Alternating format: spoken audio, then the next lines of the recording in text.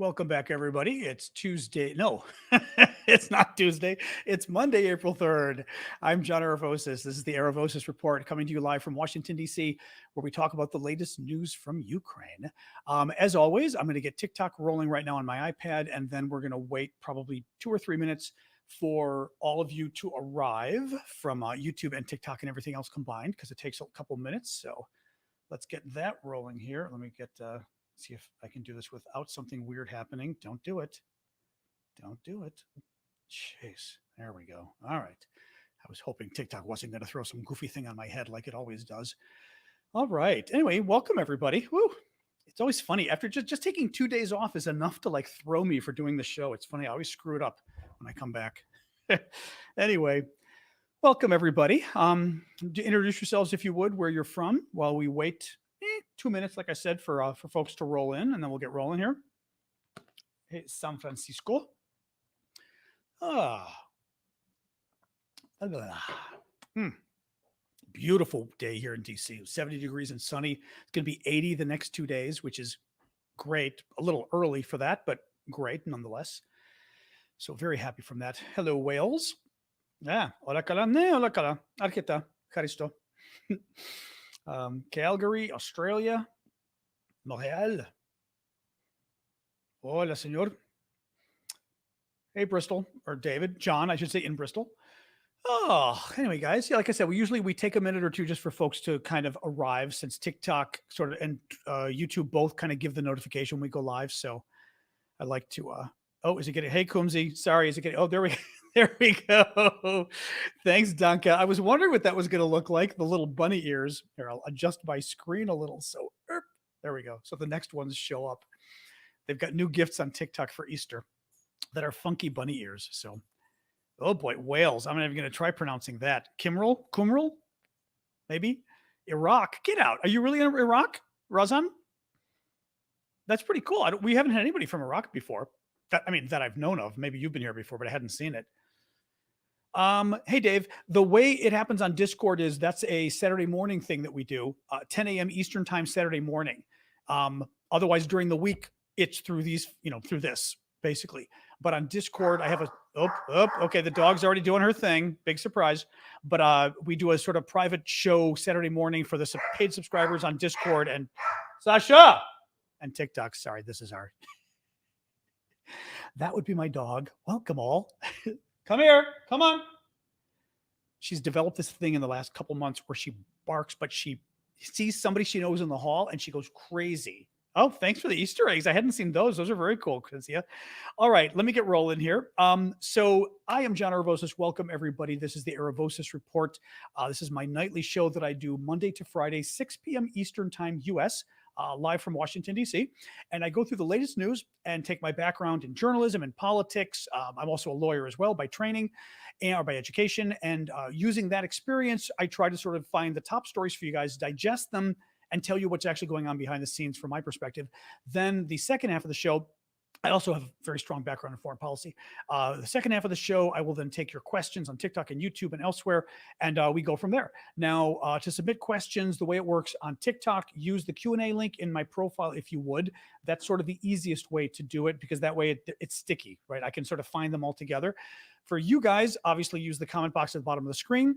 I will always give priority to YouTube super chat comments, which are the paid comments because you guys are supporting my work and I appreciate that. So those questions I will always get to immediately. The rest of them, obviously, I'll just try to get to as the show goes on. What else? Otherwise, yeah, if you can keep the gifts on TikTok coming and keep the gifts on YouTube, I appreciate it. I do this full time. I do it for free. Nobody pays my bills except you all, so to speak. So I have been able to do this for over a year now, every day. And during the day, I keep doing this as well. Thank you there. Thank you. Who is that? Thank you, blah, blah. And who just did the ears? Oh, Robert for the ears. I'm able to do this because of your guys' gifts. Your guys help me pay my bills and keep doing this. So please do keep the gifts coming on TikTok and on YouTube. All right, let's get rolling here. Thank you, Elle, for the Easter eggs. So this is day 403 of Putin's 10-day war in Ukraine. I'm going to get to the bombing in a second. The big news of today was a bombing that happened yesterday at a cafe in St. Petersburg, Russia. First, I just wanted to mention a quick story that is a very happy story. Finland is joining NATO tomorrow officially. Remember, we talked about this last week, and I was saying it could happen any day now, really. Well, it is official. Tomorrow, Finland officially joins NATO.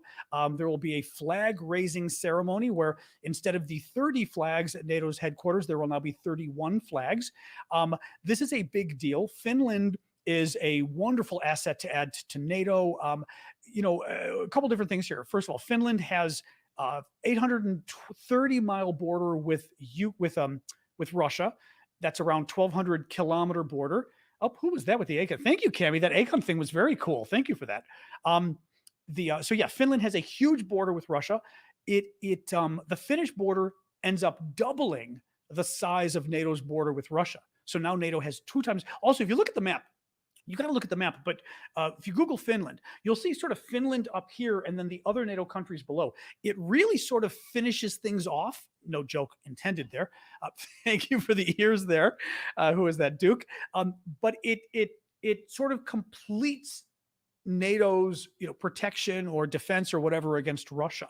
A big deal. Finland also has, I believe, the largest artillery collection in Europe, which is great. They also have a significant icebreaker fleet, which is important because of the competition taking place with Russia in Arctic. I should say in the Arctic, the Russians are really kind of moving in there as well. So this is a big deal. Now, this is entirely Putin's fault.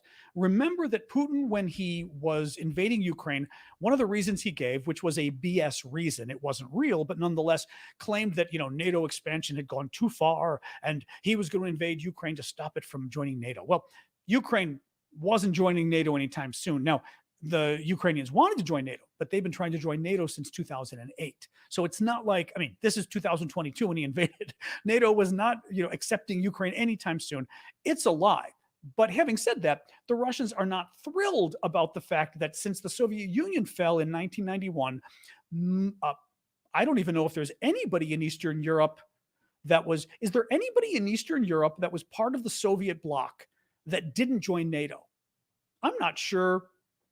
I guess Moldova. Well, okay, but Moldova was part of the Soviet Union, though. Anybody who was part of the Eastern Bloc, but not Soviet Union, I don't know that there is. So pretty much all of Eastern Europe, Serbia didn't count though. Serbia was not part of the Eastern Bloc. Yugoslavia was this quasi-independent thing. It wasn't considered the same thing as Bulgaria's NATO. No, they're all. Ukraine is Soviet Union. Yeah. In any case, so the point here is when the Soviet Union dissolved, the former Soviet colonies, basically the Soviet Union occupied Eastern Europe. They held Eastern Europe hostage for almost 50 years. They imposed a communist dictatorship, horrific communist dictatorship on all of these countries.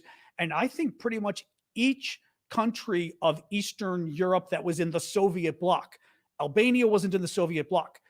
Yugoslavia was not in the Soviet bloc, but the countries that were there, every single one of them joined NATO, not because NATO was begging, but because they were begging. They were hostages. This is literally a situation where the terrorists let the hostages go. And what do the hostages do? They run to the police and go, "Oh my God, please protect me." That's what happened in Eastern Europe. The Eastern Europeans came to NATO because the Russians had terrorized them for almost 50 years. Thank you, Benji, for the bunny ears. So any case, but what's interesting with this is the Russians clearly are not thrilled that NATO has gotten so big. And by the way, that all of their former colonies have joined NATO, because it just shows, it shows what that relationship was like when you're a friend of Russia. When you're a friend of Russia, you can't wait to get away, basically. But what's interesting is Putin literally caused Finland to join NATO. The polls, I mentioned this last week, the polls of Finns were showing before the invasion of Ukraine, the Finnish public, 20% of Finns wanted to join NATO. After Putin invaded Ukraine, that 20% number went to 80%. 80% of Finns wanted to join NATO because of the invasion of Ukraine. It was 20% before. Putin caused this, and you know what? Good riddance. Sweden, obviously, we're all worried about Sweden. Sweden also has been trying to join NATO. Everyone except Hungary and Turkey have approved Sweden joining NATO. Turkey's playing games because the wannabe dictator there, Erdogan, is pretty much trying to milk more. I think he's trying to milk more weapons out of the United States. And at the same time, his election is not guaranteed in May, and he's trying to use this as an election issue. So he's drumming up all sorts of lies about Sweden to stop them. They may be able to make it. We'll see. I think in the end, if Turkey really blocks Sweden, Turkey's going to pay a very serious price with NATO. Thank you, Tom, for the butterfly. The other issue is, what was I going to say with Sweden? Hungary. Hungary's just another wannabe dictator. Orban, who's the prime minister, I think he's prime minister of Hungary, the leader there, is just another, he wants to be a dictator, and he's taking them there. Hungary, many people say, is no longer really a democracy because of what Orban is doing there. I mean, it's a democracy, but it's not a democracy. It is way far down in terms of where it should be in terms of being a democracy. So he's screwing around because he can. And frankly, he's in the pocket of Putin anyway, so he could be blocking Sweden just because Putin wants him to. It's hard to say. In any case, this is a big deal. I am not the biggest liar. There's bigger liars out there, Breeze. You're one of them. We had I knew the Russian trolls are going to come today, by the way, because our next topic is the bombing they hate this Finnish thing. So this is huge news tomorrow. Watch the news. But we will see the NATO, the Finnish flag being raised over NATO headquarters. Very big deal. Very big deal. So one of the other big stories, and I wanted to devote a good portion of my talk to this, is there was a bombing yesterday in a cafe in St. Petersburg, Russia. Very interesting story. Not at all clear what happened. Let me sort of take you through the details here, but it was, I think,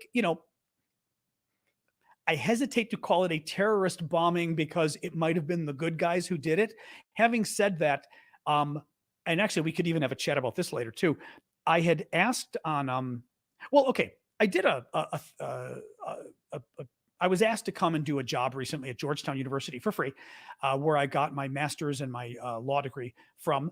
And the program I got the master's from, the School of Foreign Service, which is basically international public policy, had asked me to come and help oversee the oral exams that I had to do when I was a student, and the students have to do, where they have to present a foreign policy issue, present their solution to it, etc.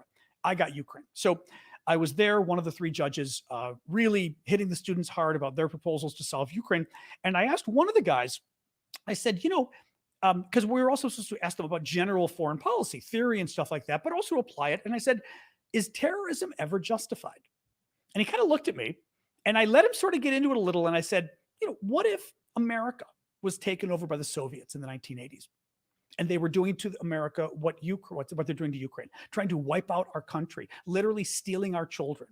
Would it be okay to blow up grocery stores where Russian military families shop? And I was asking things like this. And it was very interesting, the response, because it was very interesting, sort of that I was trying to get the nuance there. And I asked this because I think you could call this a terrorist bombing, really. What happened was a Russian military blogger. I've told you about these guys before. The military bloggers are private citizens, many of them former military, but not all of them. I'm not convinced this guy was former military. I'm not sure. But private citizens that do not unlike what I'm doing with you guys here, okay? They're people who are giving their opinion. They're Russians. They're in Russia or in Ukraine with the Russian military or close to them, and they are giving their opinion of what is going on with the war.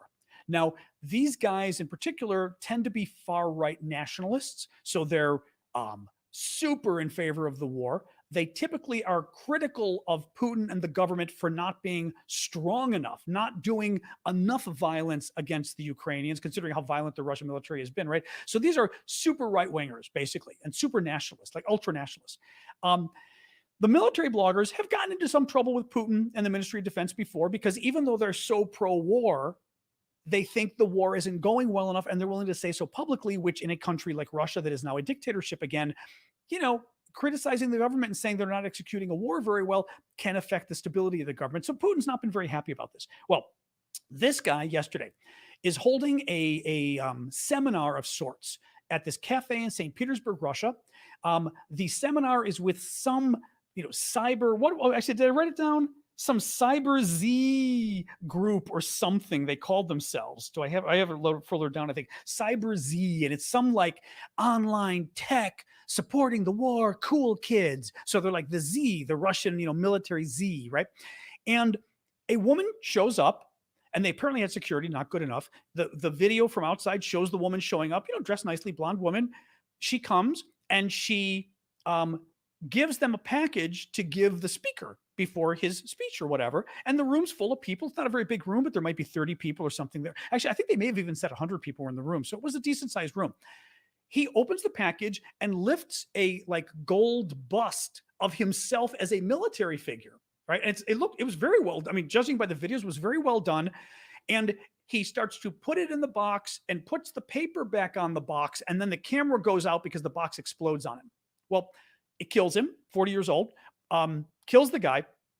The Russians say it injured 32 others. I have a hard time believing it didn't kill anybody else because there was another guy standing like 3 feet away from this guy.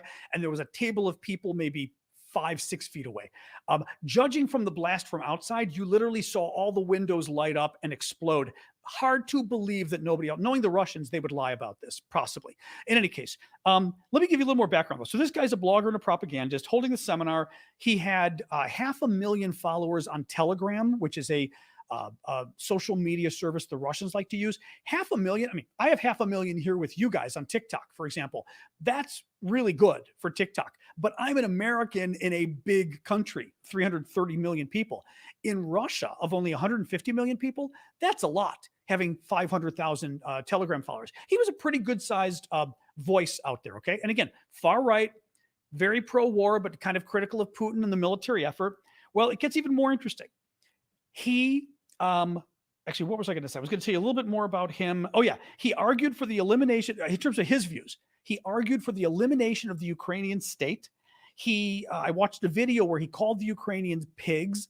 He has justified the Russian military attacking civilians directly with missiles. He thinks that's fine, and that they should literally try to kill civilians, which is a war crime. It's not fine. He, in one video I watched, was talking about justification of Russia hitting Ukraine's infrastructure. And he said, it is absolutely allowed for us to hit the infrastructure because when we hit the infrastructure, it causes things like hospitals to not work. And when Ukrainian hospitals don't work, Ukrainians die. And we want Ukrainians to die. I mean, it was like, whoa, this guy is pretty out there. Thank you, Lynn, for the superpower. So anyway, tells you who he is. Now, let me tell you this really quick. I'm looking here. Let me see. You know what? I'm going to get to the whodunit. Let me get to the whodunit in a second. I will do a quick pitch for my Patreon, and then thank you, Iggy, for the boxing thing. And I will do a quick pitch for my Patreon, and then we're going to talk about the whodunit, because the whodunit I'll give you a teaser here. Not only is this guy a far-right military blogger, kind of a fascist, so you think it could have been the Ukrainians. Guess who owned the cafe that this guy is doing his talk in to all the Z warriors? Okay, thank you, Dankeschön. Who owned the cafe? Yevgeny Prigozhin, the Russian billionaire oligarch who runs the Wagner mercenary group, who is on the outs right now with Putin in the Ministry of Defense. So this story gets very interesting. Okay, quick pitch, real quick. Quick pitch. Patreon. So Patreon is a really neat way that you can help creators like me or others by supporting them, and you can give basically a monthly gift of $5, $10. One guy's giving $100. God bless him. And it's just a nice way of automatically giving a gift to a creator. You don't have to worry about it, but of course you can cancel it whenever you want. In my case, it supports my work because I do this for free. I've been doing it for free since the war broke out. I have been doing this. I'm doing my taxes right now, actually. I am doing this as my full-time job. You guys are paying my bills, which is making it possible for me to do this. Nobody is giving me money to do this. I do this full-time covering Ukraine with your guys' gifts. So please keep the gifts coming, but thank you for that. And another way to give a gift, as I said, is Patreon. If you've been watching for several months and you can afford it, if you can't afford it, don't worry about it.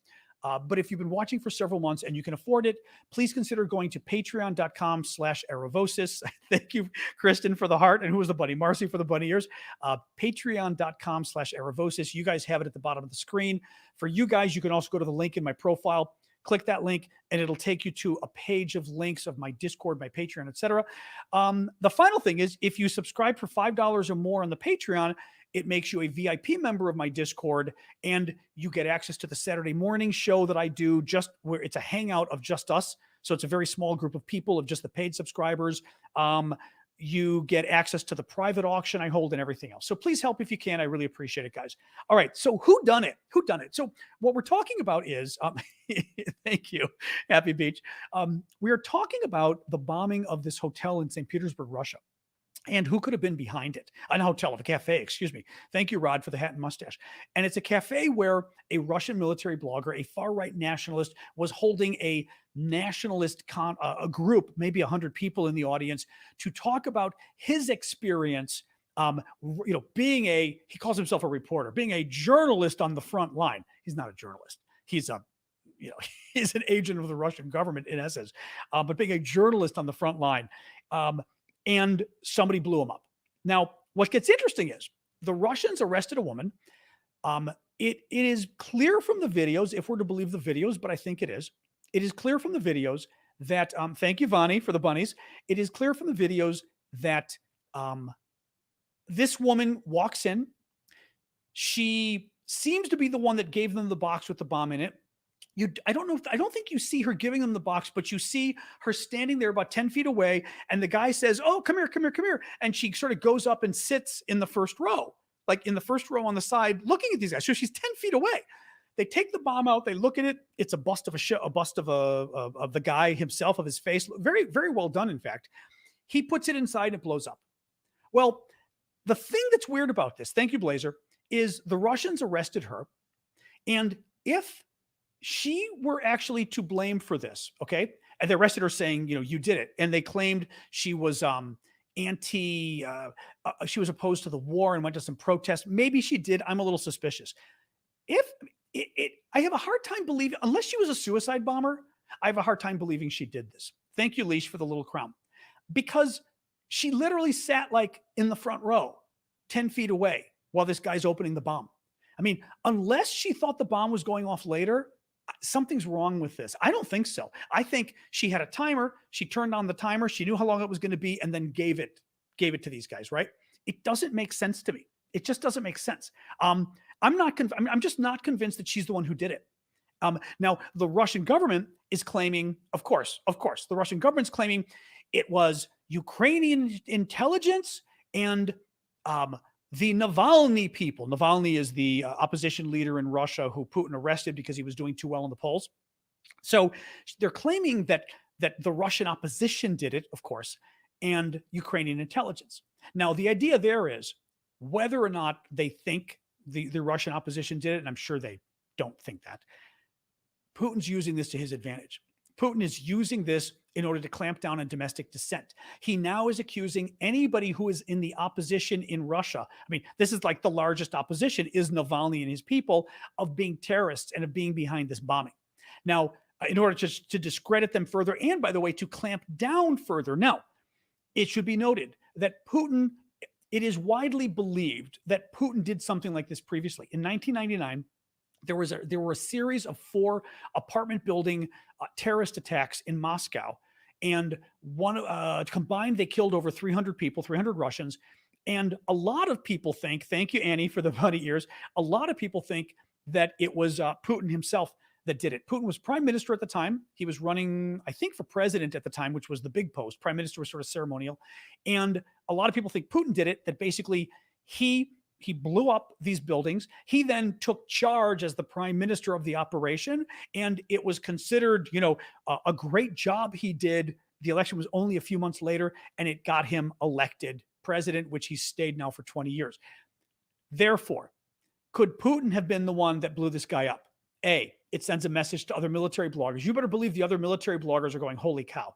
B, it sends a message to Yevgeny Prigozhin, right? Who's the Russian oligarch. I mean, this was his cafe, right? I mean, he definitely got a message too that somebody snuck a bomb very easily into his cafe. It sends a message to the Russian people. The opposition, they're dangerous. Stay away from them. They're all terrorists, right? It helps quench the opposition. 4, it helps the Russian government clamp down even more on being able to go after opposition in the country, because now they can say, look, the opposition, they're all terrorists. We have to stop them. So regardless of who's behind this, Putin is very happy this happened, and he's using it to a great extent. Now, to great effect. One thing that was actually also interesting to note here was Prigozhin himself weighed in, the oligarch billionaire whose cafe this was, the guy who's in charge of the mercenary group, the Wagner group. Prigozhin weighed in and said he didn't think it was the Ukrainians. He thinks it might have been somebody in Russia. And basically, Institute for the Study of War said the same thing. They think this very well could be, thank you for the April gift there, Pauline.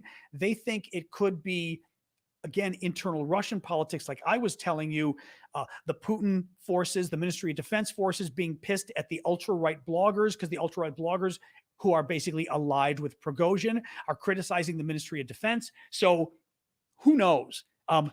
Very weird story. This is where I said at the beginning of the show, I was talking about, is terrorism ever justified? It's a very interesting question, especially in a dictatorship where, you can't do civil disobedience. I mean, in Russia, they'll just lock you away forever. So what do?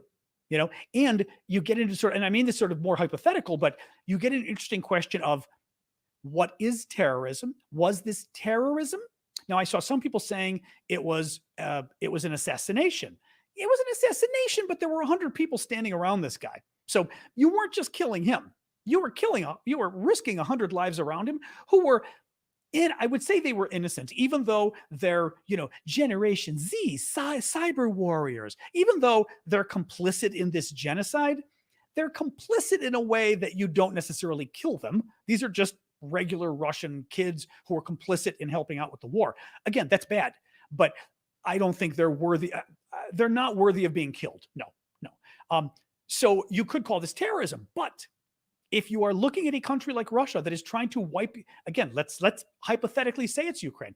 Russia is trying to wipe out your country. They are literally trying to kill as many of your people as possible. This guy even said the goal is to kill Ukrainian civilians. If you don't have any other way of winning the war, is it okay to do something like this? I don't know. Like I said, I'm very, I have I've studied this stuff too. I mean, I've got a master's in this and have worked in foreign policy for 30 plus years. I think when we say things like terrorism is always wrong, I think it's very complicated. The thing is, I think it's complicated. I don't buy the, hey, thank you, AJ, for the bunny ears. I don't buy the just because somebody's oppressed means they can, use terrorism. But it's an interesting question with this. Very interesting with this. In any case, thank you, Dudike, for the meteor shower. So let me see. I don't think I have anything else on this. I gave you sort of my take. Yeah, my take on it. So anyway, let's move on with the rest of the news. So Poland has already transferred the first batch of MiG-29 fighters to Ukraine that it has promised. They did not say how many, but the first batch has arrived, which is excellent. Putin, this was actually very funny. Putin has apparently installed an anti-aircraft missile system near his residence, his palace in Sochi, Russia, at the resort there in Sochi where they held the Olympics. If he's installing more, it's the Panzer S1 anti-aircraft system. If he's installing more anti-aircraft systems, it's because they're getting worried. They're getting more worried about the Ukrainian ability to reach them. That's very interesting. That it's another sign that he's starting to get more and more worried, which is interesting. Norway and Denmark have jointly agreed to provide Ukraine with 8,155 millimeter artillery shells. Norway's defense minister announced, obviously, good deal, because we've been worried about Ukraine in terms of artillery ammunition because they're using so much. Not that it's their fault, but it's they need a heck of a lot more, and it's not clear how much we can really make for them in such a short period. So that's good. Let me tell you about my Discord really quick, and then a few more stories, and then we will do the Q&A. I also have a Discord. Our Discord community is kind of cool too. We hang out. We were hanging out all day today, actually talking about what was going on in Ukraine yesterday, talking about the bombings. It's a great little sort of community. We among the things we do there, it's free, but you can be a paid member as well if you want to help me out. But what we do, we have a number of auctions of really cool stuff. I just auctioned off a piece of a Russian fighter jet that somebody won today. It was a Russian fighter that was shot down over Ukraine when the war started. Very cool. So we just got that auctioned off today. I've got piece of the Berlin Wall. I will show you that I broke off back in 1989, early December 3rd of 1989. I was in Berlin for a U.S. Senate congressional delegation, and we were there when literally 3 weeks after they announced the wall was coming down. And I was there with a bunch of people breaking off chunks from the small chunks. It's hard to get it. And that's one of the pieces I broke off that we're auctioning. And I will show you really quick the Patron shirt, because everyone loves the Patron shirt. But this is Patron the dog, the mind sniffing dog. We'll see if I can here. If I can, I can show you without the light too much. He's a famous Jack Russell Terrier in Ukraine. Oh, there you go. Who is famous because he's a mine. There you can both see it. He's a mine sniffing dog. He's a bomb sniffer. And he's been really helpful at finding mines, but also bombs like in the ground, like unexploded ordnance that lands and stuff like that, right? So really interesting. Anyway, he's been super famous in Ukraine. He's found over 100 or something like that bombs. Anyway, the T-shirt's devoted to him. So we're auctioning those things off. Here's the problem. Yeah, Bimbopsky, you can get pieces of the wall from souvenir shops if they're real. I mean, personally, I wouldn't trust, unless you know who you're getting it from, I would not trust anything online or in a souvenir shop that somebody is selling you and claiming it's a piece of the Berlin Wall. Personally, there's no way in hell. First of all, anyway, you're helping me out. I should have said half of the proceeds of the auctions overall, actually not the Berlin piece, but all the Ukrainian stuff is going to Ukraine. It also is going to support my work, but also I would not trust anything like this that's historical. I would not trust from eBay. No way. No way. Can't do raffles. I looked into raffles. Raffles aren't really legal, so I'm trying to be careful with raffles. Raffles are a pain. They're a total pain, but they're not legal in a number of states and everything else. So what do you do? All right. So anyway, check out the Discord though. Like I said, the Discord's great. I appreciate it if you guys can help out, and you can become a paying member as well via Patreon and support my work and get access to our super VIP auction and lots of other things on our Saturday morning show. So thank you for that. It's what was it? Discord.aravosis.com. You guys can find the link at aravosis.com, and you guys can find it in my profile, the link in the profile. But the Discord is just another way of being able to support my work. As I said, I do this for free. I've been doing it full time since the war broke out. And the only way I'm able to do this is with your guys' gifts, because, basically need your gifts to pay my bills. I will do the show anyway. It's not contingent. I do the show anyway, but it helps me to be able to do this. So thank you. All right, let me keep going here. Is the sound screwing up on TikTok or not? Some of you guys are complaining. Otherwise, I'll unplug my mic and use the thank you for the heart there, Kristen. Let me know if the TikTok's the sound's okay. Okay, that's fine. All right. Okay, sounds good. Just looking here. Oh, those bunny ears are too funny. Thank you. Oh, wait, that was really fast. That was Kedron. Oh, and Judy for the football helmet. Thanks, guys. Okay, sound is good. Let me just look here. Oh, that's interesting. Huh. All right, let me keep going here. Just a few more stories. So, this is a really good story. So the chairman of the House Intelligence Committee, the United States House of Representatives, the chairman is, I think it's Mike Turner. He is a Republican, and he did a surprise visit to Kyiv, Ukraine today, and made some really good comments about the war. He said there are those on the left and on the right who question continued support or the amount of support. That will certainly be part of the debate, but overwhelmingly, there is support for continuing aid to Ukraine so that they can continue to fight against the aggression of Russia. That is very important because obviously we've had growing concerns about the Republican Party, where they stand on Ukraine. Most Republicans are still supportive, but they're not as supportive as Democrats. The poll numbers are going down for the support. You've got Trump, who's very anti-Ukraine, very complicated in Trump's case, but Trump is super pro-Putin and super pro-Russia and very anti-Ukraine because he believes some conspiracy about Ukraine helping throw the election for Hillary or something crazy in 2016, another election conspiracy theory. But because Trump is super anti-Ukraine, Fox News is super anti-Ukraine, Tucker Carlson is super anti-Ukraine. So the MAGA Republicans have been only getting a message from the people they trust, Trump and Fox News, right? It would be like CNN telling the rest of us something's true. You tend to believe it, right? These guys believe Fox News. Fox News is telling them that what was I saying? I'm already spacing out. Oh yeah, with the Turner thing. In any case, is telling them, don't support Ukraine. They don't support Ukraine. Any case, thank you, Royce, for that. So what is really good here is, sorry, real quick. Who was that to? Thank you, Al. If you've got the top House Republican, the chairman of the Intelligence Committee, which is a big deal, one of the top guys in the House, especially that is in charge of foreign policy, foreign affairs, and he is vocally supportive of the war in Ukraine, of supporting Ukraine. That's a big deal, and that's really important. So I just wanted to mention this story because this is super important. And I'm really glad because we need more Republicans speaking out, frankly. It's easy for Democrats to speak out because generally speaking, there's only the crazies in the Democratic Party. They're not even in the Democratic Party. It's the crazies on the extreme left that aren't even in the Democratic Party that say they oppose the war. The Republican side, MAGA's got a bit of an issue. So this is really important and really good that he did this. Washington Post. Oh, so kind of a weird story with the Washington Post. Russia is supposedly, according to Russia's ambassador to Minsk, Belarus, Russia's claiming they're going to station tactical nuclear weapons close to NATO's border.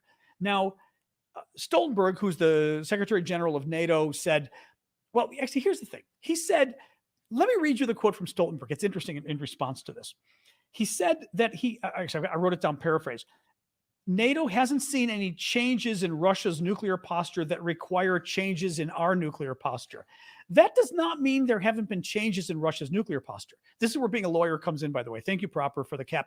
What he means is we haven't seen any changes that require us to respond. He's not saying there haven't been any changes. To me, that statement means that we probably have seen some changes in Russia's nuclear posture. I think that means we probably have, okay? But when the Russians say they're going to move tactical nuclear weapons, which are the nuclear weapons that you shoot a short distance, they're small, so they're used to kind of like blow up a military headquarters. They're not used to blow up a city. They're too small. This is, again, Russia just blowing hot air. I don't see, what's the advantage of putting some tactical nuclear weapons closer to NATO's borders? So what? I mean, first of all, Russia could do it anyway. I mean, along some of the other NATO borders, big deal. But what do they gain out of it? Their nuclear missiles can already hit those countries. In other words, they're not able to hit anything they couldn't hit before. This is about, and again, every time you hear Russia talk nukes, think about this.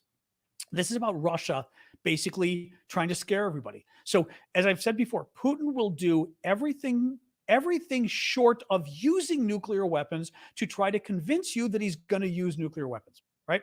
So again, think about that. He's going to do everything possible to convince you that he's going to use nukes short of actually using nukes. And that's what he's doing here. They're trying to move the nukes around. They're trying to claim they're going to move the nukes around. It's one more thing to say, oh my God, nuclear war is coming, when nuclear war is never coming.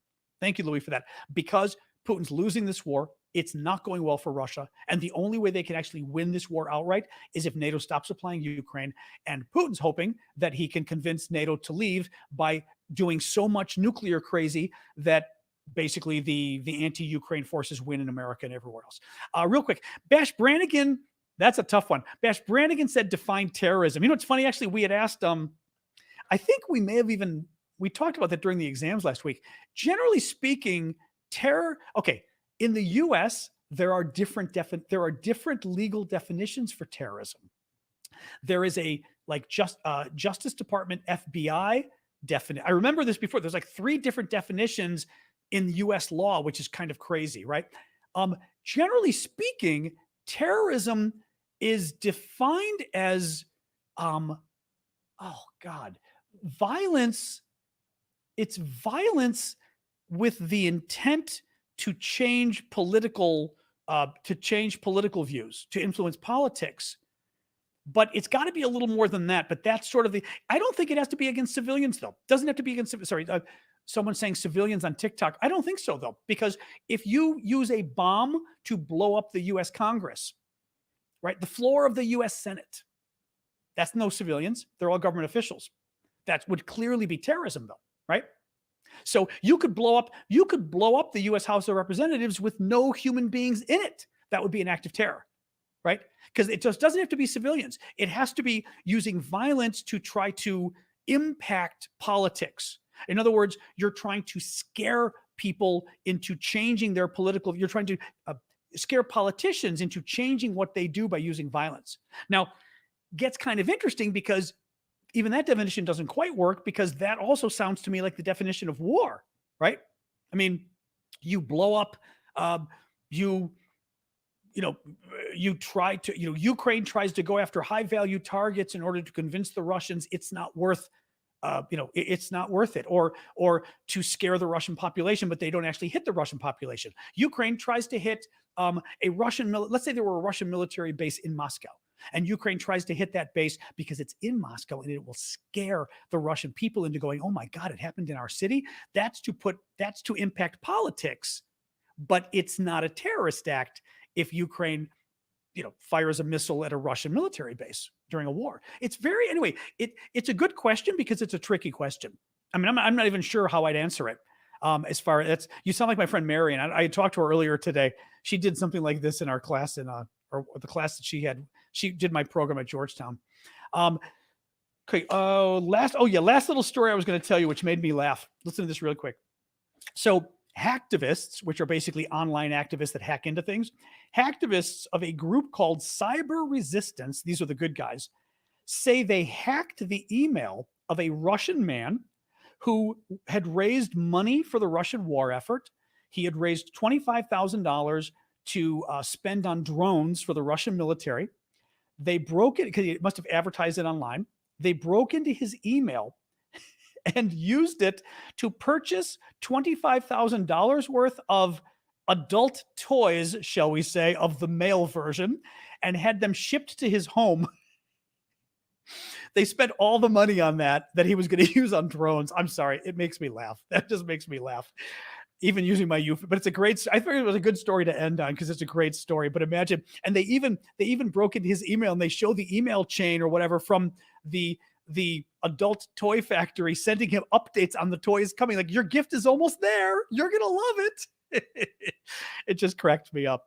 All right, let's go to the Q&A. I also have a store, by the way. Check out our store.aravosis.com. You can find the link in my profile on TikTok. You guys can also find it via aravosis.com. But we've got a lot of really cool Ukrainian-themed gifts, T-shirts and hoodies and things like that.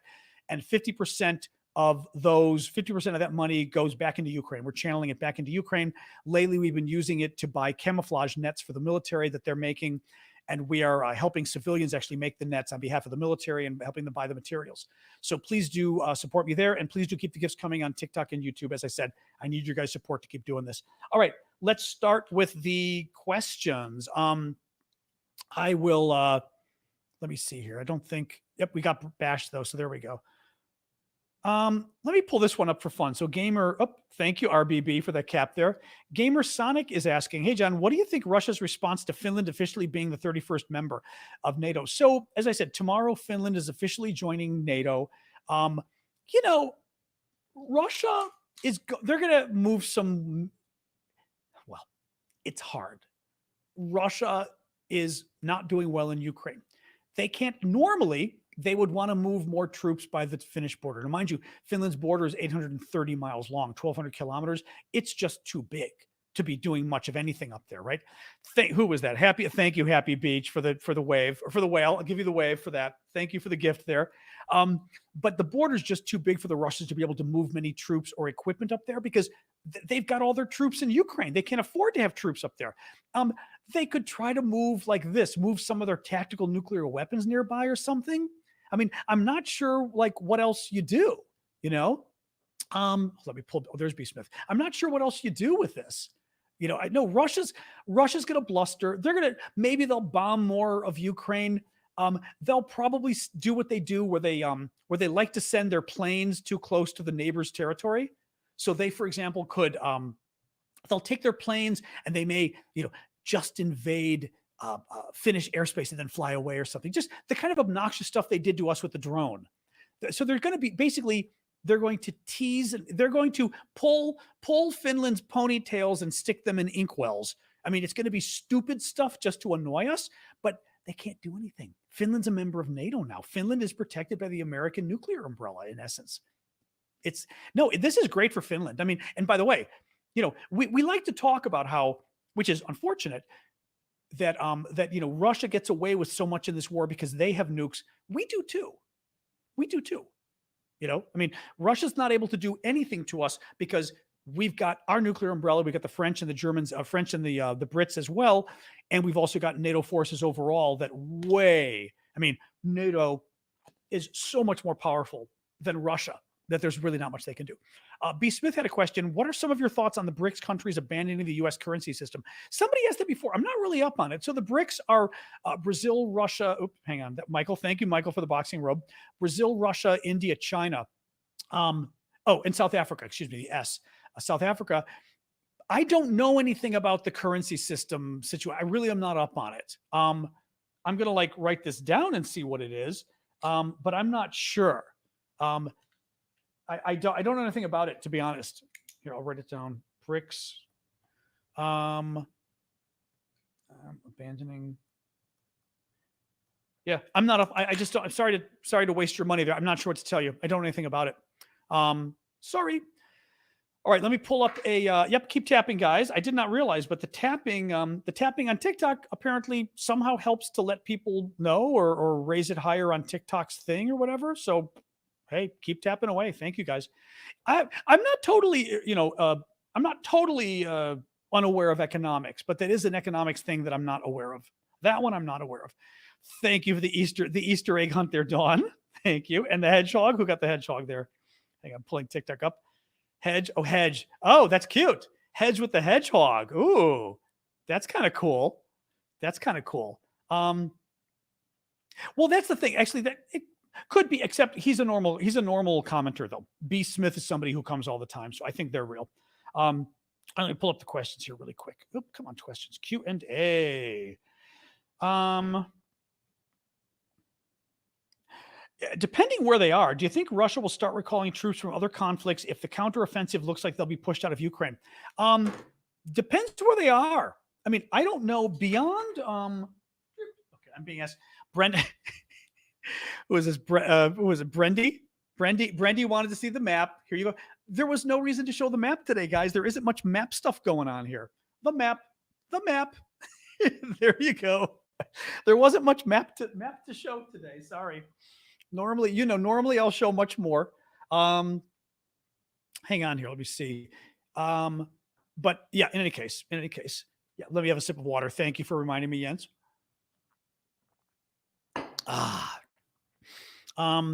Suspense has a super chat question. Hang on. Will NATO coverage be? Oh, hang on. There's a Galaxy gift on TikTok I have to thank as well too here. Who is that? Hang on, pull this up. Oops. Nancy. Thank you, Nancy. That was sweet of you. And one of my faves too. I like all the stars, the ocean, and dinosaurs. They don't have they need dinosaurs. I don't think they have dinosaurs. We need like a dinosaur, like a Tyrannosaurus Rex roaring. Actually, they have an eagle now, but the eagle is rather expensive, so I don't expect people to get the eagle. But there's an eagle now on TikTok that came up from a meeting a few weeks ago. Somebody recommended it, and TikTok listened. So they made a cool American eagle flying or something. But again, it's a little expensive. Let me, suspense. Sorry, yeah, let me get Suspense's question here. So, Suspense's question. Will NATO coverage be submerged in the news cycle due to the Trump indictment tomorrow? For tomorrow it will be, yes. Sadly, I imagine the networks will be busy with Trump coverage. Yeah, sure. I mean, look, Ukraine is covered usually once an hour. I'd say maybe twice, but once an hour on like CNN, for example. So they're still bringing it up all day. But tomorrow, Trump's arraignment is tomorrow. Tomorrow is when Trump turns himself in, is formally arrested, is formally fingerprinted. They're saying he may or may not get a mug shot, which is interesting because everyone else has to get a mug shot. I mean, it's an interesting question there. But in any case, it's tomorrow. The court session will only be. Oh, there are some dinosaurs. Okay, I'm just not remembering the dinosaurs, Sassy. Thank you. I just don't remember. I don't know why I'm not remembering them. I love dinosaurs, but not in my brain right now. What were we saying? The news cycle. Oh yeah. So this is going to be a huge story tomorrow. I mean, this is going to be a huge story. There won't be much happening. I was going to tell you. Thank you for the space aliens, Father Lady. The case is going to be in the court for maybe 5 minutes. He's going to come in. He's going to ask Trump, how do you plead? Do you understand the charges? How do you plead? Not guilty. Okay. Court date is set for blah, blah, or whatever it is. And that'll be it. I mean, that's nothing else going on here. Tiny Diny. Oh, hey, Tiny Diny. Except it doesn't. Okay, the Tiny Diny though doesn't show on the screen. That's the difference though. I think it's here, but it's not anything on the screen. At least nothing that I saw. So in any case, yeah. So tomorrow will be all about Trump. I mean, I'll be able to find Ukraine news elsewhere, but on American news, yeah, it'll be all about Trump for sure, all day long. Even though there won't be. Well, also because what'll be. We'll get back to Ukraine in a second. What will be released as well, in principle, is the indictment itself. So we'll be able to see what the actual charges are, all the actual allegations, etc. Thank you, Cynthia, for the Tiny Diny, and Cat Guy for the superpower. So yeah, there you go. So I mean, I wouldn't. It's not like Ukraine's going away, but yeah, it's going to go away from this at least. Yes, for tomorrow.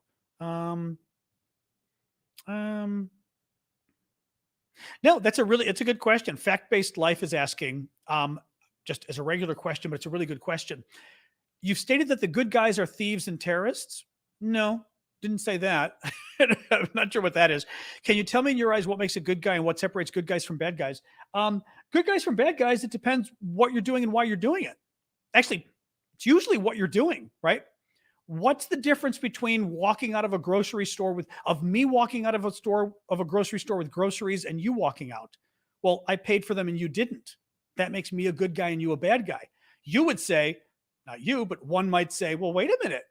Both of you carried groceries. How is one a crime and one isn't, right? Well, it is because one guy stole. So it comes down to underneath what is your behavior? Are you doing something moral or immoral?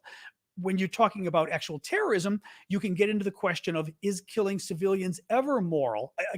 Killing civilians on purpose, targeting civilians. Is it ever moral? Is it ever immoral? I think, in my view, you have to get to a situation where, do you have any A, what is being done to you? And B, do you have any alternatives? Right? That I think it gets more complicated in that case. Now, I am not a big fan of terrorism against Israel, for example, partially because that's a very complicated situation where the Israelis and Jews around the world have had just as much, if not more, terror against them, well, for the last 4,000 years, let alone the last 100 years. So it's hard to answer. I will say that for me, at least, I think I'm old enough, I'm experienced enough, I've read enough, and I've seen enough, and I've worked in enough things that I think generally I'm pretty good at determining whether you're a good guy or a bad guy based on your behavior. And if you're trying to commit genocide in Ukraine by wiping out the entire country, stealing their children, and targeting civilians on purpose, I have very little sympathy for what is done in response to you, because it would be akin to me. It's akin to you saying, you tried to kill me. And I say, well, yeah, I tried to kill you because you literally put a gun to my head and said, I'm counting to 3. And when I count to 3, you're dead. Well, if I kill you in response, is it terrorism? That's how I see it. Russia is trying to literally eliminate Ukraine. So I am much more flexible on what I think can be done in response. What I will say, I still think morality and ethics matter. I also think that what matters as well is this the best approach to take? I mean, you have to think, will it work? Will it make things worse, et cetera? B. Smith is asking, are there any updates on Advika or Bakhmut? Not really. Bakhmut, Bakhmut, I will show you the map. So Bakhmut, we talk about all the time, is a Ukrainian town here in eastern Ukraine. Still occupied by not occupied, still in control. The Ukrainians are in control of it. The Russians have been trying to take it for 8 months now. It has been a meat grinder, just destroying the Russians. The town really doesn't matter strategically to either side. It's a little weird. The Russians have been trying to get it.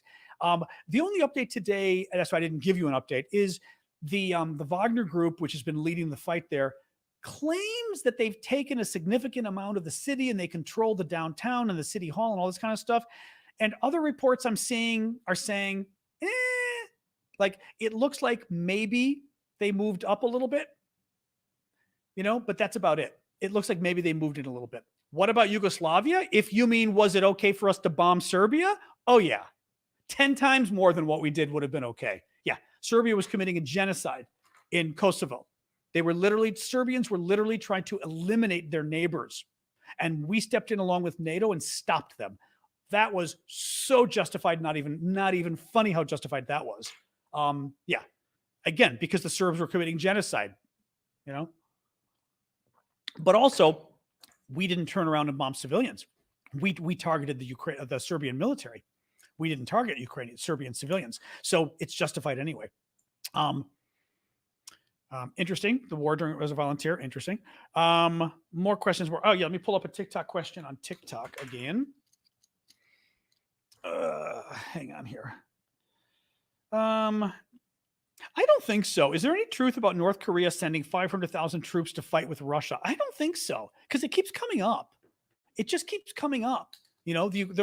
Supposedly turn my light down a little bit now. There we go. Supposedly the North Koreans keep being like, any day now, they're going to give all this support to Russia, and they haven't. So I'm not convinced. I'm not convinced. I don't think so. Maybe something will happen, but the Russians have definitely offered them food for a lot of, I think it's artillery actually, for a lot of weapons. We heard that the other day with North Korea, but that's about it. Thank you for the gift. It was magical photo. Thank you for that.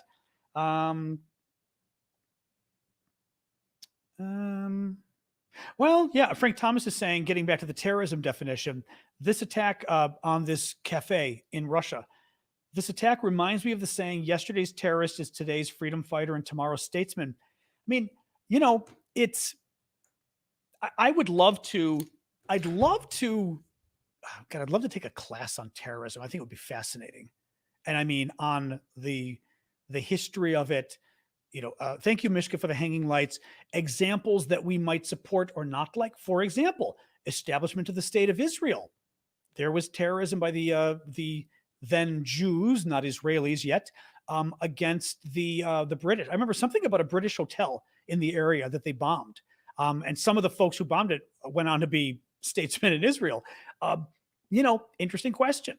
Then you get to what's going on with the Palestinians or with their representatives or their supporters in Lebanon or wherever, attacking Israel, right? Is that justified or not? King David Hotel, that was it. Yeah, I remember that from grad school like 35 years ago, the King David Hotel. So it's thank you for the bunny ears killers. It's a really, as I said, for me, I always think on the terrorism front, thank you, Mishka, for the butterflies. I said you guys, thank you. I always think to myself, the Irgun, that was it. But wasn't it, what's his face? Early guy, kind of balding, early Israeli leader. Golda Meir was one of them too, I think. But the guy as well, who was one of the early Israeli leaders. I'm forgetting. Not Moshe Dayan. It was one of the other. Any case. Well, it might have been Moshe Dayan. There was another one too I'm thinking of. Moshe Dayan was this guy, I think. Ben Gurion. No, it's another. Begin. I think it's Begin. Yeah, I think it's Menachem Begin, I think, is the one I'm thinking of. Yeah. In any case. Actually, did I ever tell you guys, I got to sit once, this was very funny, with, oh God, now that we're saying the names, I'm going to forget, the Israeli leader that was assassinated in 1996. Help me here. I'm having a mind blank here. You all know who I mean. Just waiting for the name to pop up because it's always a little slow here. Israeli prime minister assassinated in 1996 or so. No. Sadat was the president of Egypt. Come on, guys. 1996. You know this. Yitzhak Rabin. Thank you. Yitzhak Rabin. So Yitzhak Rabin was Israeli prime minister, assassinated by a far-right Jewish extremist.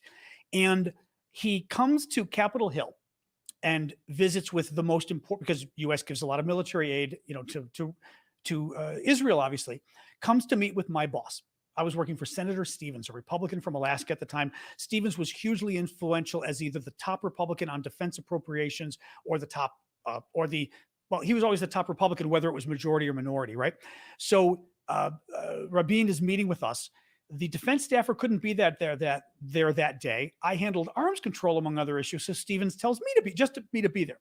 So we go into a very small room in the Capitol, and there must have been I don't even know, 20 people in this room. It was me and Stevens. I'm his only staffer, and everybody else is with Rabin. He must have had 20 people in this room, right? And it's not a big room. I mean, it's like the size of my living room. Like, that's it, right? Well, everyone's sitting down. I'm kind of against the door. And I think Rabin introduces himself, or Stevens says, "Oh, are you alone?" Or I don't know what. And Stevens goes, "No, I'm here with my staffer, John." Stevens is always very gruff. And he points to me at the door. And Rabin goes, "Come, sit down." And I said, no, it's okay. There's not, I said, there isn't any space anyway, because all the chairs were taken by all the Israelis. He's sitting on like a piano, like a small bench. He's sitting on a bench. I don't know why he was more comfortable on a bench, right? But the bench is a little thing that's this big, right? It's just a small little cushion, okay? So he's sitting on this bench, and he looks at me because I said, there's nowhere for me to sit anyway. And he sits and he scooches over and he goes, and he hits his hand on the bench. And I'm looking at him and I go, "No, Mr. Prime Minister, I mean, literally, this bench is, we're going to have our asses next to each other." I was like, "No, Mr. Prime Minister, it's okay." "No, come sit with me now." And I mean, he's the freaking Prime Minister of Israel. What do you do? So I was like, okay. So I walked over and I sit down on the bench next to him, and he's now talking, and I'm literally shoulder to shoulder. I mean, the bench is this big. I'm shoulder to shoulder with Yitzhak Rabin. And of course, Stevens, my boss, was a total asshole. I mean, the man, he was very ethical, but I would say the meanest boss I had until that horrible woman, Mila, at the UN that I had, who was the head of communications, who was corrupt and mean and everything else. That horrible woman was the biggest bully of my life in work experience. I've never had anybody bully me as much as she did, and bully people in the workplace. But Stevens was close. Stevens is now looking at me the whole time Rabin is talking. Stevens is looking at me, and he's looking at me like this. He's like, he's like this. He's just pissed at me because, of course, what am I supposed to do? It was the funniest. I mean, and he, like I said, and I couldn't understand a word he said, because now I speak 5 languages. I mean, various degrees. I used to be fluent in all of them, now a little less so. But I speak 5 languages. I could not understand a word this man was saying in English. His accent was so strong. So I don't know how Stevens understood it. But I will say, what was impressive to me is, and again, my boss was such a jerk. So many of these guys are such jerks. For Rabin to sit there and stop a meeting and refuse to let it continue because at that point, I was probably some 28-year-old staffer, didn't have a seat, that this guy wanted me to have a seat. People don't do that. They just don't do that in politics. These guys that are that important. Anyway, it just always, again, whatever else about the guy, I don't know, but really very interesting for somebody of his stature. Anyway, but I love that. Stevens just looking, going, Stevens was just pissed. And again, what the fuck do you want me to do? Sorry, I swore, but oh my God. Sexivo was saying, has Russia made any threats about Finland joining NATO? Yes. Today, Russia said some BS about, well, we will have to move. We will have to do something near your border, something like that. Whether it was moving troops there, whether it was moving weapons there, moving nukes or something. As we said, Russia has no ability to move troops because they've got all their troops in Ukraine right now. They can't afford to put more troops by Finland, by Finland, which is way up north, by the way. I mean, it's not anywhere near crazy. I never realize when I'm saying Russia that I do an accent when I talk about Russia. Stevens was unique. I mean, he was a Republican, but again, if you're a Democrat, he did not vote right on the issues, but he was good on defense. That's for sure. More questions. Hang on, I'll pull up TikTok again. Oh boy. We can go to the Discord for a little bit tonight too. So we'll go to the Discord. I'll do questions a few more minutes and then we'll go hang out on the Discord afterwards. We have sort of our after party, as we call it, just hanging out there. Hang on here. TikTok. See more. Don't know. Shadeblade is asking, will providing Ukraine with fighter jets do much to curb Russia's Air Force advantage? I don't know. I mean, we've been talking about this a lot, that the Ukrainians seem to think the fighter jets will make a big difference. America does not. Poland, I mean, having said that, Poland may just be doing it because Poland is close to Ukraine. I mean, the Polish, Duda, the leader there, has clearly gotten very close with Zelensky, and Zelensky's actually going to Poland this week. Thank you, Betty, for the heart there. So it's hard to say whether Duda's giving the weapons because he thinks they're necessary, or he's doing it because Zelensky begged and he said, sure. But the Ukrainians are so adamant about getting these planes that it does make me wonder that maybe they've got a point. They wouldn't want these planes for, meaning maybe they're planning on doing something they haven't told us. I don't know what. And frankly, let's face it, the US's decisions on providing arms to Ukraine are based on A, what we have available, B, what we think Ukraine needs, and C, Biden's fear of pissing off Putin, which you guys know. I think Biden's done a great job on the war, but he has been holding back on the weapons for a year now. And it has hurt Ukraine significantly, holding back on the weapons, meaning even the good weapons we're giving, the tanks. We waited until January to agree. Now, mind you, it's not just Biden. I think France and Germany probably caused problems. Hungary could have caused problems as well, But any case, David MacArthur, John, what is your educated guess about how the war in Ukraine will end?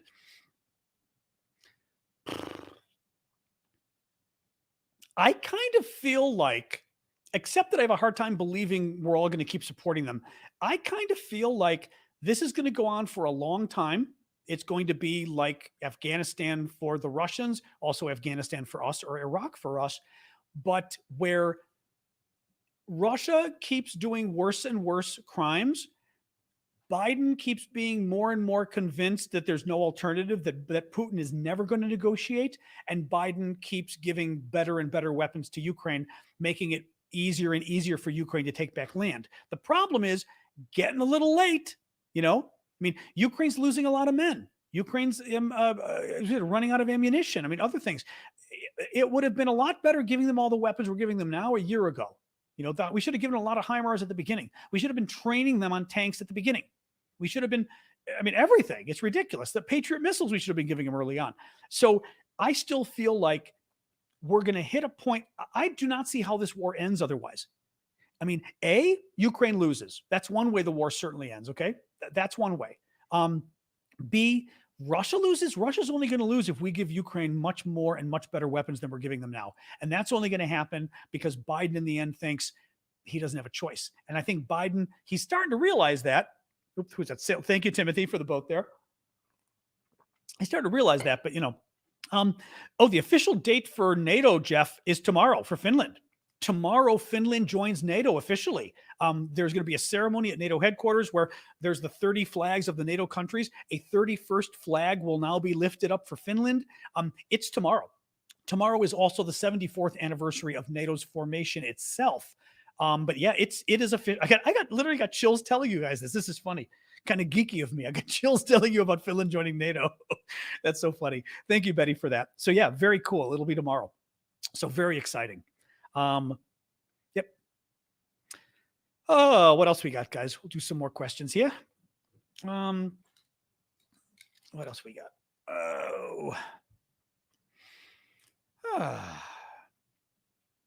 Let me see. Oh yeah, sorry. Somebody had asked about Russia recalling troops from other conflicts. I don't really know where else. Okay, we know Russia has Wagner troops in possibly still Syria, certainly Mali. There's some, whether it was Central African Republic or where, but I remember it was a 3-word African country. I think it was Central African Republic, maybe. Thank you for the balloons there, Dankeschön. And Jeff for the lightning bolt. So they certainly have troops they could bring back, but they have a contractual agreement right now, with those countries. So who knows? That's the Wagner group. In terms of Russian troops, I don't know where else Russian troops are other than Syria. And I don't know how many they've got there still. But also, I think they've moved Georgia. Well, okay. I'm sorry. I shouldn't say that. Right.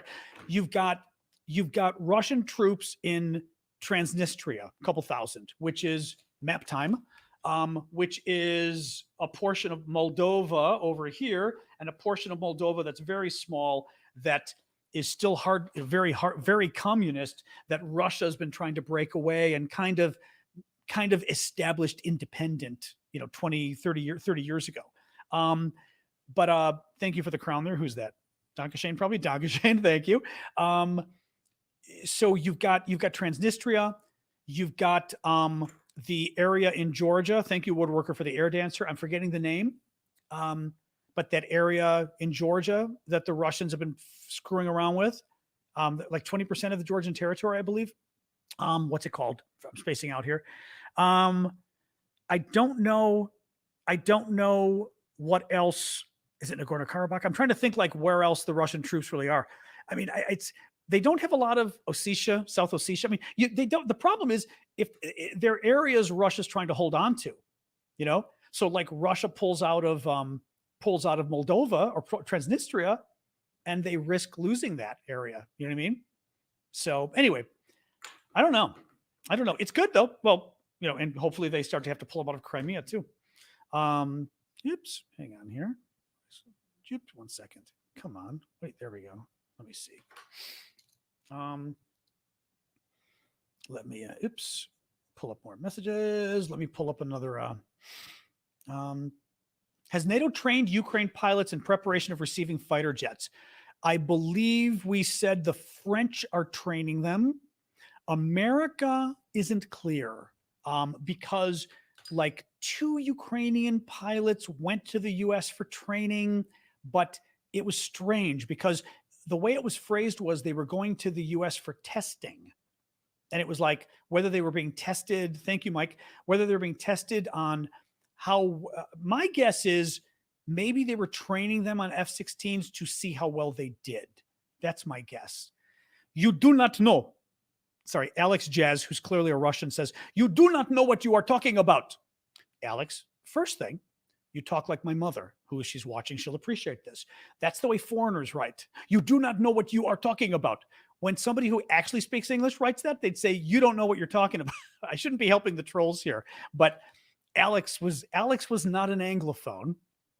Let's put it that way. That's my guess there. But yes, I always love that. You do not know what you are talking about. You almost hear moose and squirrel. Like you can just hear the accent coming through when that's one of the things I've always loved is recognizing accents in writing, because you really can. If you've got an ear for it, you can read writing and hear accents in it, because certain words will be off, or they're used in the wrong structure, or they're missing a word. It's really interesting. I think it's fun because, remember, I like languages. Few more news.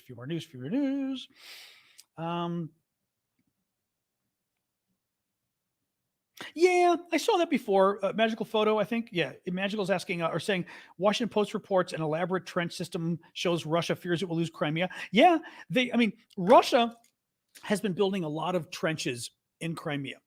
Crimea is Ukrainian territory, southern Ukraine. The Russians invaded in 2014 and stole it. This is like the jewel that Russia really doesn't want to lose. I mean, Russia controls all of this in Ukraine, but this they really don't want to lose. Crimea, the Russians have been building trenches there. And the trenches are, for men, basically, to, and to make it harder for tanks to go across and everything else. They are clearly worried about the Ukrainians eventually coming. Now, mind you, this is yet another reason why you need to give the Ukrainians the weapons in advance, because the longer the war goes on, the more time Russia has to dig in and to prepare its defenses. And, whatever. I'm sorry, this is not the way. I realize Biden's under constraints. This is not the way you fight a war. It's just, in my view. Yeah, no, they didn't. Lagman is spouting Russian propaganda by saying the Crimean people voted to be part of Russia. There was a referendum. Let me tell you what actually happened. So Crimea, population 2 million, Russia invades, takes over. Crimean population goes, holy cow, we're being occupied by a genocidal dictatorship. Not a great thing. Well, what do you think you do? Especially if you're a family with kids, you don't really want your kids being brought up in genocidal dictatorship that requires you to get a Russian passport and your kids to now go to a Russian school. Imagine your kids going to a Russian school, whereas your Ukrainian kids can go study abroad and everything else, right? So what did 1 million of the 2 million Crimeans do? They left Crimea. They got the hell out of there because Russia was occupied. The genocidal dictatorship was occupying. So 2 million originally, 1 million leave. What happens? Another 2 million Russians end up showing up. So now Crimea has a population of 3 million. 2/3 of it are people who came from Russia. So yeah, I'll bet you there was a referendum saying we love Russia because you're squatting in their house.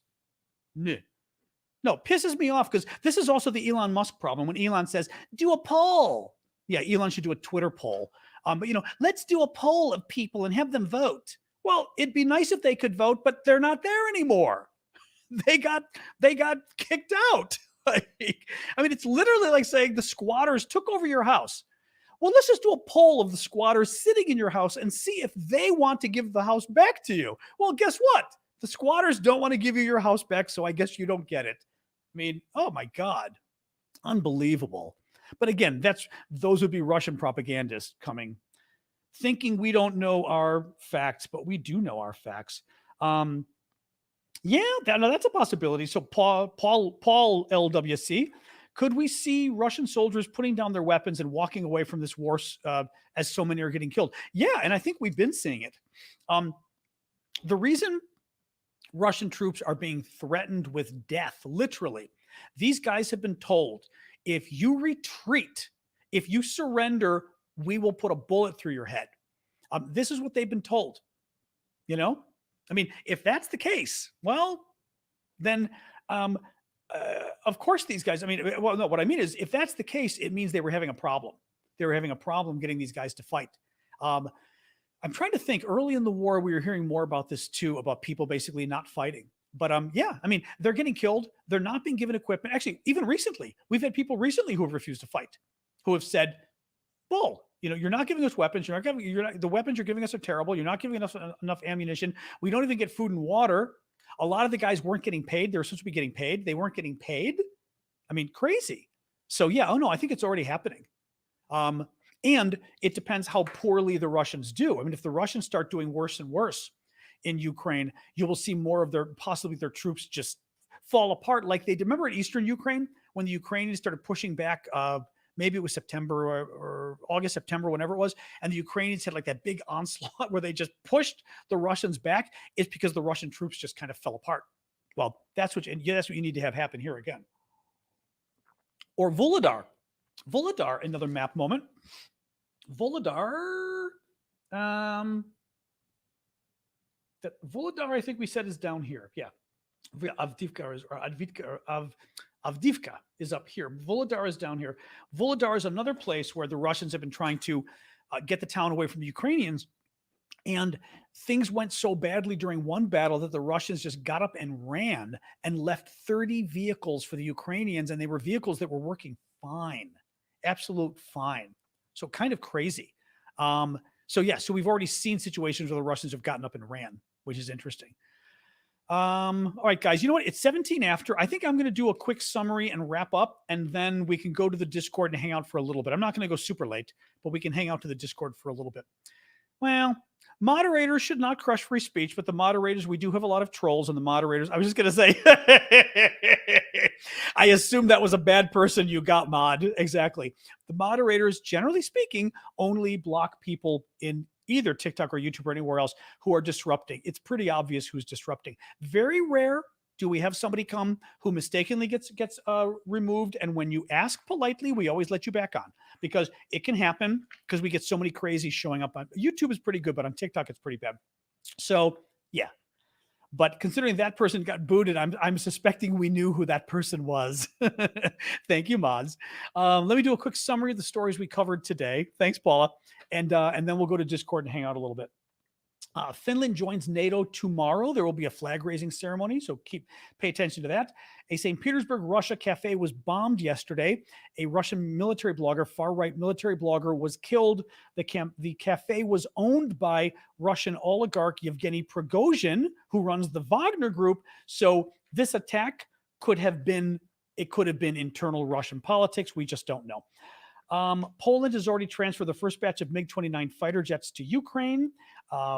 Putin has had a Panzer S-1 anti-aircraft missile system placed near his palace in Sochi, allegedly.